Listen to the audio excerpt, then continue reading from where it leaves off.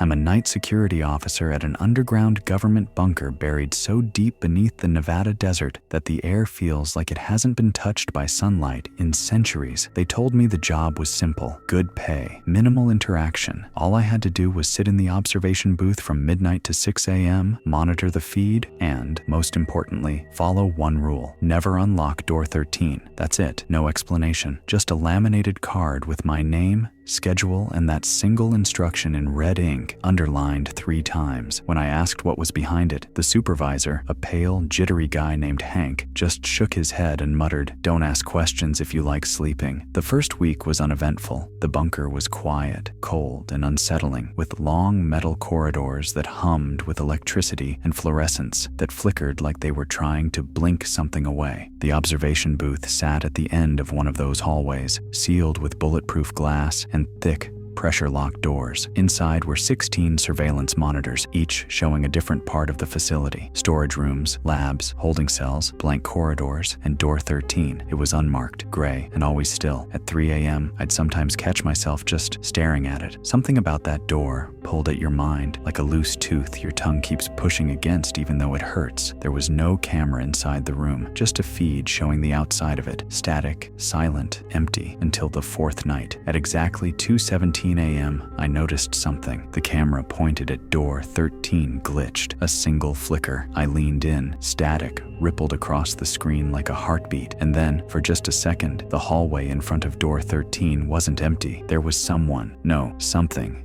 Standing there, tall, too tall. Its arms were too long, ending in fingers that dragged along the floor like wet cloth. The face was wrong, blurred, as if the camera didn't want to show it. And then, it was gone. I rewound the footage. Nothing. Just the quiet hallway again. Door 13 sleeping like a stone. Maybe I imagined it. Maybe the flicker was nothing. I told myself that. I tried to believe it. But the next night, it happened again. Same time, same flicker. And this time, the thing was closer, standing directly in front of the door, head tilted like it was listening or waiting. And then it turned toward the camera. Not its body, its neck. It twisted all the way around with a slow, grinding motion, the skin at its throat stretching, then tearing. I swear to God, even through the screen, I felt it see me, not just look, see. I jolted back, heart hammering. When I blinked, it was gone. I didn't sleep that morning. When I told Hank about it, he just looked at me with bloodshot eyes and said, "Everyone sees it eventually. That's why we have the rule. But what the hell is it?" He paused for a long time, then said, "Do you believe in reflections?" I stared at him. "What?" "Sometimes," he said, "we trap things in mirrors, in time loops, in places they can't leave, but they remember, and they wait for someone to forget." That night, I watched the clock. 2:15 a.m. My hands were sweating. 2:16. I leaned closer to monitor 13. 2:17. There it was again. Only this time, door 13 was open, just slightly. A hairline crack of blackness, no bigger than a finger's width, but that was enough. The thing was gone from the hallway. My blood ran cold. I panned through the other monitors one by one. Hallway 2, storage B holding cell 9, lab room alpha, nothing. Then I heard it, tap, tap, tap, not from the speaker, from behind me. I turned slowly. The observation booth was sealed. The hallway outside was empty. Tap, tap, tap, number, not the hallway, the glass. Something was standing just beyond the booth, where the lights dimmed into shadows. I could barely make out the outline. Tall, too tall, arms long and twitching. And then the emergency light kicked on for a split second, just long enough for me to see the face. It was me, but wrong. My eyes were hollow, mouth hanging slack like a puppet, skin stretched too tight across the bones. My reflection raised its hand and tapped once more on the glass, nails like bent needles screeching against the surface. Then, slowly, it pointed behind me. Every cell in my body screamed not to look, but I did. The monitors had gone black, all 16 of them, blank screens, dead air,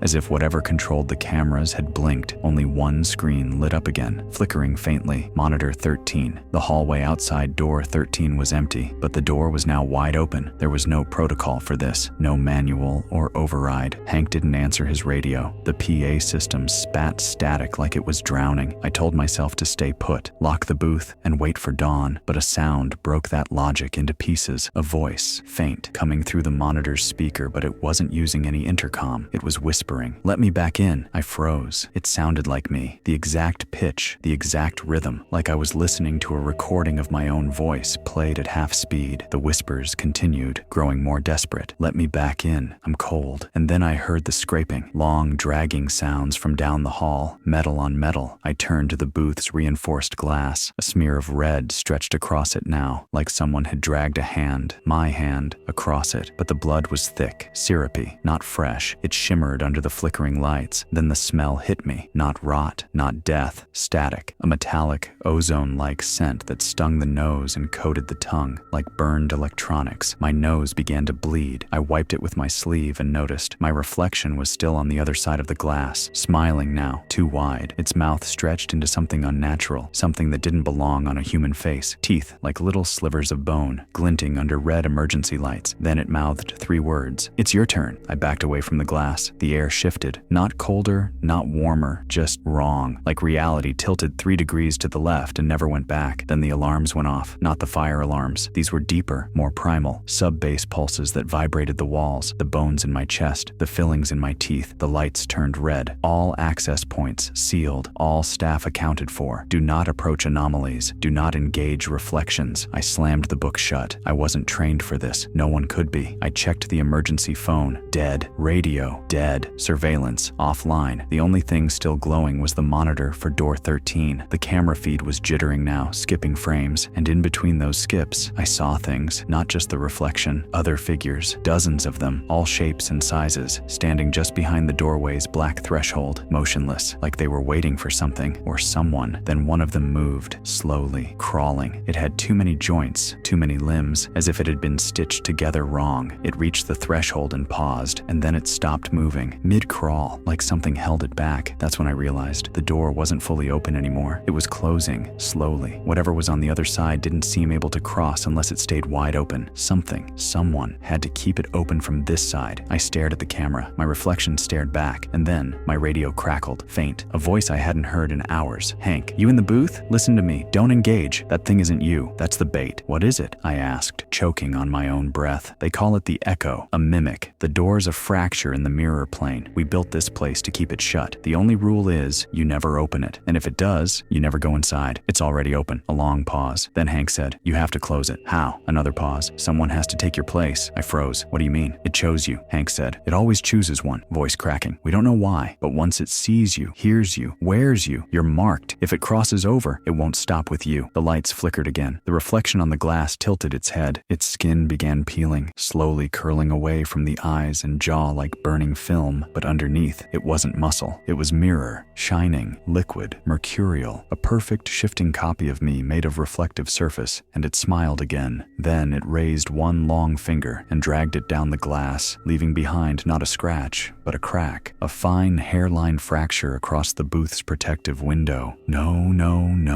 I backed up. Hank was still on the radio. "The booth won't hold. You have to go. Now take the freight lift down to sub-level 13. There's a containment valve. If you reach it, you can reset the seal." "Won't that lock me in?" Another pause. Then, quietly, "It's the only way to stop it." I looked back at the monitor. Door 13 was wide open now, and many things, were crawling through. I ran. The hallway outside was twisted. The lights flickered in patterns now, rhythmic, almost intentional, like Morse code from something with teeth. My boots slapped against metal grating as I turned corner after corner.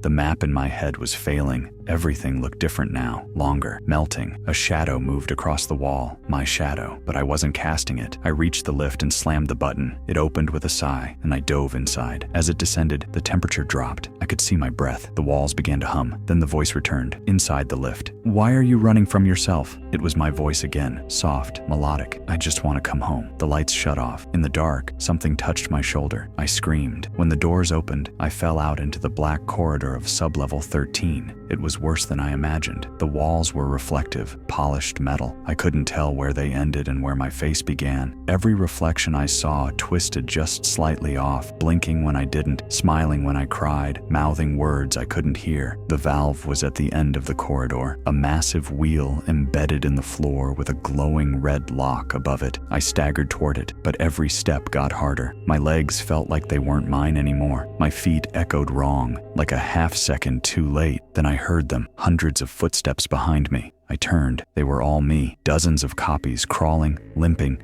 twitching toward me down the corridor. Some were burned, others bloated, broken, bloody, all wearing my face. "You left us down here," one of them whispered. "You were supposed to stay," said another. One stepped forward,